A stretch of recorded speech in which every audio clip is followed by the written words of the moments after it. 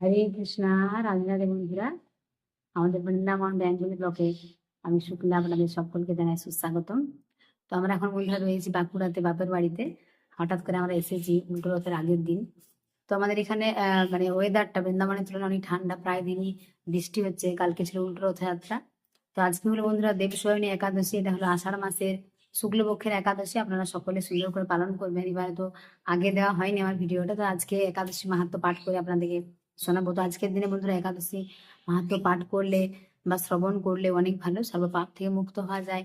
আর এই দিনে শুরু হয় চাতুর্মাস ব্রত। অনেকেই দেবসহিনী একাদশী থেকে শুরু করেন চাতুর্মাস, অনেকে আবার যে পূর্ণিমা রয়েছে কয়েকদিন পর, তো সেই পূর্ণিমা থেকেও শুরু করেন। তো আপনারা যেরকম অনেক, এটা দুটোই শাস্ত্রে উল্লেখ রয়েছে, আপনারা একাদশী থেকেও শুরু করতে পারেন, আবার মানে গুরু পূর্ণিমা থেকেও শুরু করতে পারেন। তো এটা বন্ধুরা এই 4 মাস, অর্থাৎ আষাঢ় মাস থেকে শ্রাবণ, ভাদ্র, আশ্বিন, কার্তিক, কার্তিক মাসের যে উত্থান একাদশী হবে, অর্থাৎ প্রবোধিনী একাদশী বা দেব উঠনী একাদশী, তো সেদিন যে 4 মাস রয়েছে হলো চাতুর্মাস ব্রত পালন করা হয় এই সময়। এছাড়া যে গুরু পূর্ণিমা থেকে রাস পূর্ণিমা পর্যন্ত অনেকে পালন করে। তো আপনারা যারা যেরকম করেন করতে পারেন, কোনো অসুবিধা নেই। তো এই চাতুর্মাস ব্রত নিয়ে একটা ভিডিও আপনাদের দেবো।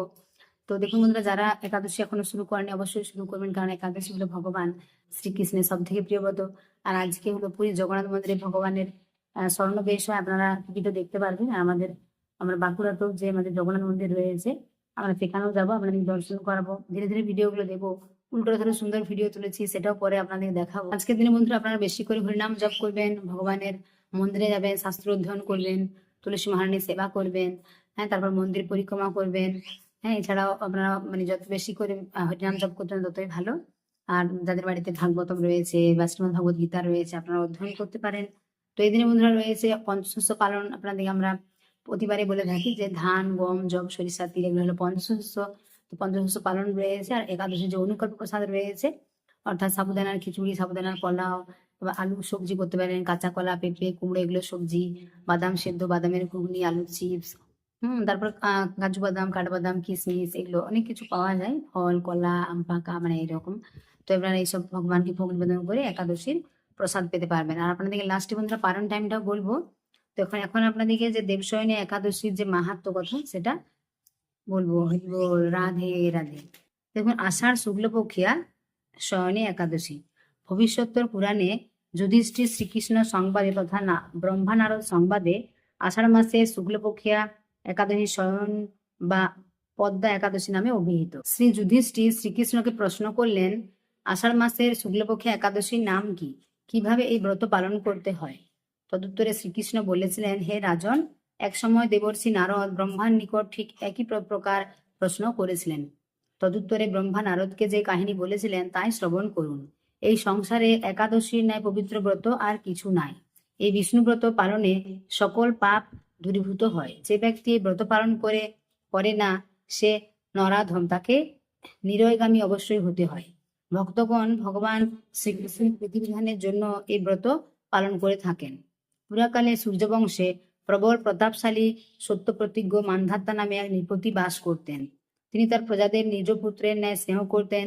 তার রাজ্যে কোনোদিন অভাব অনটন এমনকি কোনো প্রকার রোগ ব্যাধি পর্যন্ত দেখা দেয়নি। অন্যায়ভাবে উপার্জিত ধন সম্পদ তার কোষাগারে গচ্ছিত রাখা হতো না।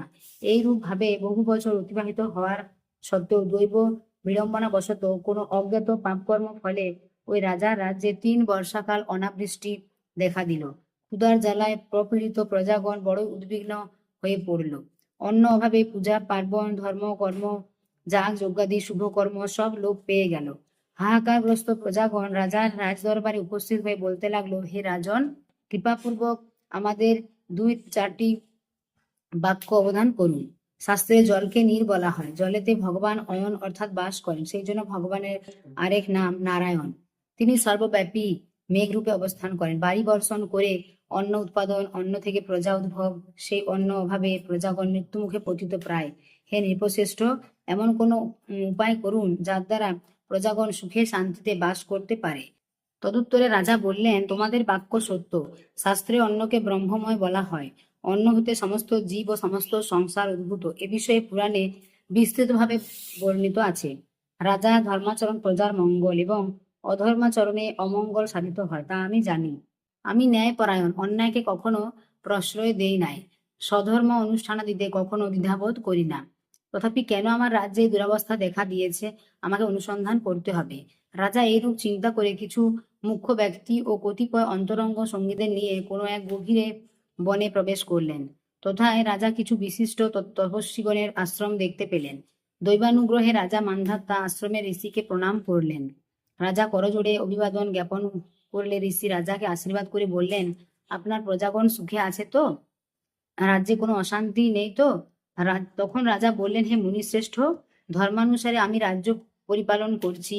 প্রজাদের মঙ্গলের জন্য সদা সর্বক্ষণ লক্ষ্য রাখি, যাগ যজ্ঞাদি শুভ কর্ম যথেষ্ট আচরণ করি। তথাপি আমার রাজ্যে 3 বৎসর যাবৎ বৃষ্টি হয় না। প্রজাগণ অন্যভাবে কষ্ট পাচ্ছে। এমতাবস্থায় আমি কি করব কিছু স্থির করতে পারছি না। তাই আপনার নিকট ছুটে এসেছি যাতে আমার রাজ্যে বৃষ্টি হয়, প্রজাগণ সুখে থাকতে পারে, তার একটা উপায় বলুন। ঋষি বললেন, হে রাজন, সত্যযুগ সকল যুগের মধ্যে শ্রেষ্ঠ। ধ্যান হলো সেই যুগের উপাসনা, আর এই উপাসনা ব্রহ্মচারী মাত্রেরই করা কর্তব্য। সত্যযুগে ধর্মাচারী পাদে পূর্ণ।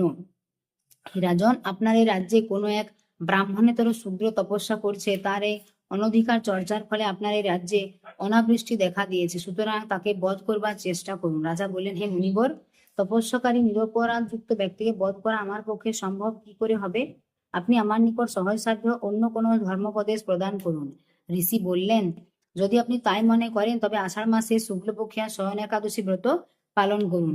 এই ব্রত পালনে রাজ্যে অবশ্যই বৃষ্টি হবে, আপনার প্রজাগণ ও আপনি সুখে থাকবেন। সুতরাং আপনি ও আপনার প্রজাগণ সকলে এই শয়ন একাদশী উপবাস করুন। মুনিবরের আশ্বাসবাণী পেয়ে স্বরাজ্যে ফিরে এসে সপরিবারে ও প্রজাবর্গ সহ একাদশী দিবসে শ্রদ্ধাযুক্ত ভাবে ভগবান ঋষিকেশের পূজা ও তার অপ্রাকৃত গুণমহিমা শ্রবণ কীর্তন সুখে উত্তম রূপে ব্রতচারণ করেছিলেন, যার ফলে রাজ্যে ধনধান্যে পূর্ণ হলো।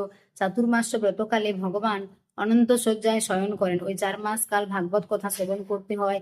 আষাঢ় মাসে শুক্লপক্ষে সূর্য যখন কর্কট রাশিতে থাকে তখন ভগবান জগৎপতি অনন্ত শয্যায় শয়ন করেন, এবং সূর্য যখন তুলা রাশিতে প্রবেশ করে তখন ভগবান জাগরিত হন। হে যুধিষ্ঠির, ওই দিন ভগবানকে উত্তম রূপে অভিষেক করে পীতবস্ত্র পরিধান পূর্বক শ্বেতবর্ণ সজ্জায় শ্বেত বস্ত্র দ্বারা আচ্ছাদিত করে শয়ন করাতে হয়। পঞ্চামৃত দ্বারা অভিষেক করা প্রয়োজন। ওই দিন ভগবানের নিকট দীপ দান করলে সৌভাগ্যশালী ধনাঢ্য হওয়া যায়। যিনি এই ব্রত আসরে বিষ্ণু মন্দিরে ত্রিসন্ধ্যা 108 বার গায়ত্রী মন্ত্র জপ করেন, তার আর কোনো পাপ কর্ম করবার অভিরুচি জাগে না। ভগবান বিষ্ণু এই ব্রততে বড়ই সন্তুষ্ট হন। ব্রত উদযাপনকারী ভক্তবৃন্দ দেহ ত্যাগান্তে হংসযুক্ত বিমানে আরোহণ পূর্বক বিষ্ণু লোকে গমন করেন। হরি বল, রাধে রাধে। তো দেখলেন তো বন্ধুরা, কত সুন্দর মাহাত্ম্য রয়েছে শয়ন একাদশী। তো আপনারা সকলে সুন্দর করে পালন করবেন। হ্যাঁ, যেহেতু চাতুর্মাস ব্রত শুরু হচ্ছে, এই সময় যত বেশি আপনারা ধ্যান মানে ভগবানের সেবা যোগ্য, দেখুন যা কিছু ভগবানের করবেন, ভগবানকে কেন্দ্র করে সমস্ত কিন্তু অনেক বেশি ফল লাভ করতে পারবেন। হরি বল। তো এখন বন্ধুরা আপনাদেরকে পালন টাইমটা বলে দেবো। যে আপনারা যে 25 তারিখে রয়েছে আজকে, অর্থাৎ শনিবারে যে দেবশয়ন একাদশী, পশ্চিমবঙ্গে পালন রয়েছে পরের দিন অর্থাৎ কাল রবিবার 5টা 5 AM থেকে 9টা 28 AM। দিল্লিতে রয়েছে 25শে জুলাই 5টা 38 AM থেকে 10টা 11 AM। বৃন্দাবনে রয়েছে আজকে একাদশী 5টা 39 AM থেকে 10টা 10 AM। উত্তরপ্রদেশেও রয়েছে 25 জুলাই, পালন হবে 5টা 27 AM থেকে 9টা 58 AM। বাংলাদেশেও রয়েছে 25 তারিখে একাদশী, পালন হবে 26 তারিখে রবিবার 5টা 31 AM থেকে 9টা 46 AM। তো আপনারা সকলে সুন্দর করে পালন করবেন একাদশী ব্রত। আর আমরা যে এখন রয়েছি ওয়েস্ট বেঙ্গলে, তো এখানে অনেক সুন্দর সুন্দর ভিডিও আমাদের বাপের বাড়ি, এখানে অনেক মন্দিরে আমরা যাবো, সেগুলো আপনাদের দেখাবো। আপনারা সকলে আমাদের চ্যানেলটা সাবস্ক্রাইব করে রাখবেন। আর যারা বৃন্দাবন দর্শনের জন্য আসতে চান আগে থেকে বুকিং করবেন। সকলে প্রেম শুভ রাধে রাধে।